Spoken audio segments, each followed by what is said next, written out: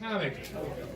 Let's get this guy here. Next comic is Mr. Steve Callara, the gentleman with his girlfriend Amy that was taking care of all the audience and running around. He's like doing double duty. Dana and I are gonna have to pay him overtime or something because this guy's been out. He's had a long day and he's running out a few double pay. All right, well, hey, double pay. You have to run by her, but no, but he's been running around all day and helping us out and. What else? Okay. Oh, you didn't put anything else. But it's okay. Steve Callara, guys. Give it up for Steve. Here he goes. Give it up for Kia. All right. Yeah! How's everybody doing tonight? Great. So, a while back, I was single for a very long time, and I decided to get on Tinder, and I met somebody, and we hung out for a while. She was a real cool girl. Party animal, liked to drink and everything. It was fun. So we hung out for like 2 weeks, and after towards the end of the 2 weeks, she was like, "Hey, I really would like to introduce you to my parents. Would you like to come with me to a Red Wings game?" Now I hate baseball, but me being a good person, I decided I'd go with her.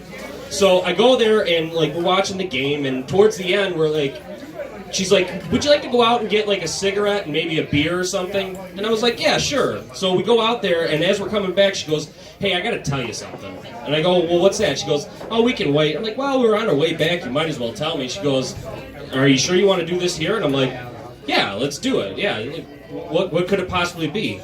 She looks at me and she goes, I think you're moving a little too fast." And I go, "Excuse me?" She's like, "Yeah, you're moving a little too fast." And I go, You invited me here to a baseball game to meet your parents, and I'm the one that's moving too fast?" She goes, "Well, there's also something else. I didn't tell you this, but I used to be a stripper." Okay, all right, cool. All right. I mean, you do like to dance and everything. I get that. She goes, "Wait, there's more." Shit.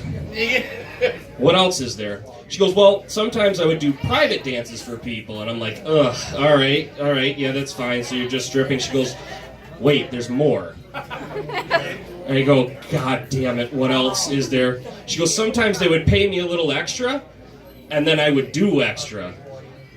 And at this point, I realized I was hanging out with a prostitute for 2 weeks. It made a lot of sense afterwards when I realized that I had to buy everything.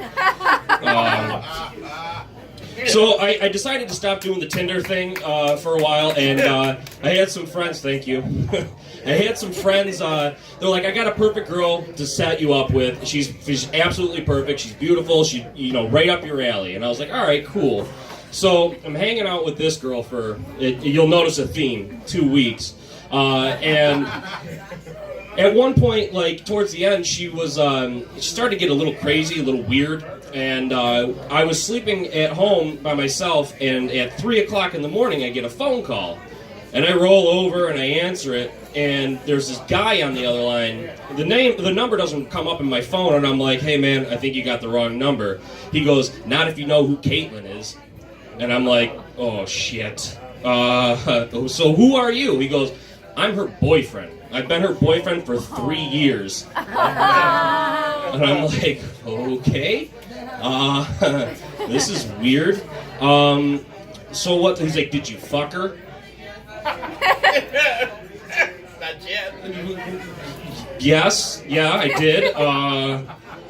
And he starts threatening me. He's gonna kick my ass, and all this other stuff. And I'm like, "Yeah, dude, you don't threaten me, man, because you don't know who I am."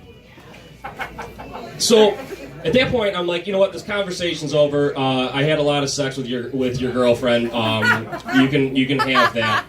So I hang up the phone. Now, the one thing that this gentleman did not know is that I worked at a foreclosure law firm. Now, one thing that I had to do at that job was I have to search for people.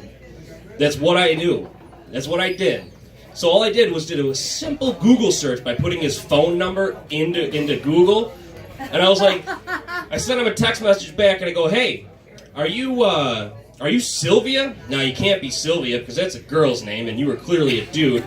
Are you Frank? No, couldn't possibly be Frank because Frank is 70 years old. That makes you Justin. And you're 37 years old. I don't know if you're still on your family plan or if you live at home with your parents, but you should really understand who you're dealing with at this point in time. So the next morning, I get a text. Thank you. Yeah, I'm not intimidating in any way, shape, or form, but I will do that over text.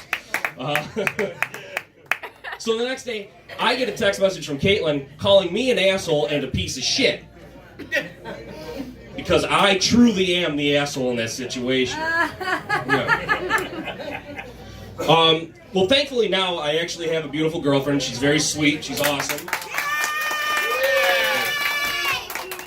Nothing crazy yet. Yeah. All right. More than 2 weeks. So, it's been more than 2 weeks, yes. We crossed the threshold. We've crossed the threshold. Yay! Exactly. So, we decided that what we were going to do is we were going to name our private parts for each other, and I was going to name. I'm naming her vagina a tulip, because I'm sweet, right?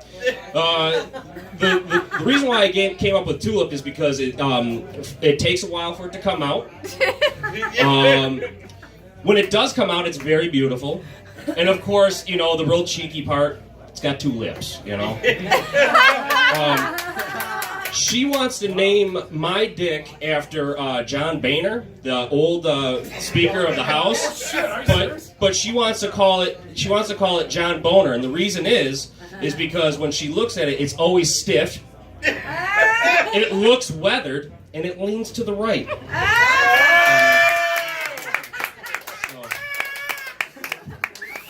Thank you. So we were cooking at her place, and after dinner I was doing the dishes, and I'd asked her, I was like, hey, do you find it sexy for a man to do like stuff around the house? And she looks at me and she goes, oh yes, it makes me super lubricated. And at that point, I realized that when we move in together and stuff, it's either going to be leather furniture and no cloth furniture because it's easy cleanup, and also all hardwood floors. No carpets. It's hard to get stains out. It is. It really is. And I don't want to pay for the rug doctor. I am the only rug doctor. So. It's really good. Have you ever been out in the world and experienced someone so stupid that it hurt your brain? It hurt your brain. I was at Hot Shots, and I was sitting next to this one girl, and this guy comes in, this older dude. He's got jet black hair, and his goatee was snow white, like he's trying to fool somebody. It looks like his head was like obsessed with Steven Seagal. So I looked over and I'm like, hey, well, like you got like gray hairs and stuff coming in. Like, do you think you should just dye it or just let it go? And she goes, no. She's like, honestly, I think what you should do is just shave it all off. And I go, well, okay, so just go bald. She goes, no. When it grows back, all your gray hairs will be gone. And I looked at her and I go, excuse me? She goes, yeah, all your gray hairs will be gone. When it grows back, it'll grow back your natural color. I'm like, I'm sorry, but I don't think that's how that works. She goes, no, I'm pretty sure it is. I'm like, so you're telling me that people in their 80s with gray hair, if they just shaved off all of their hair, it would grow back their natural color? She goes, yeah. I go, so why aren't they doing it? She goes, I don't think that they've, thought about that. And at that point, I decided to jump off a bridge and end my life because there's no hope for humanity. I'm going to end on that. Thank you very much. Thank you.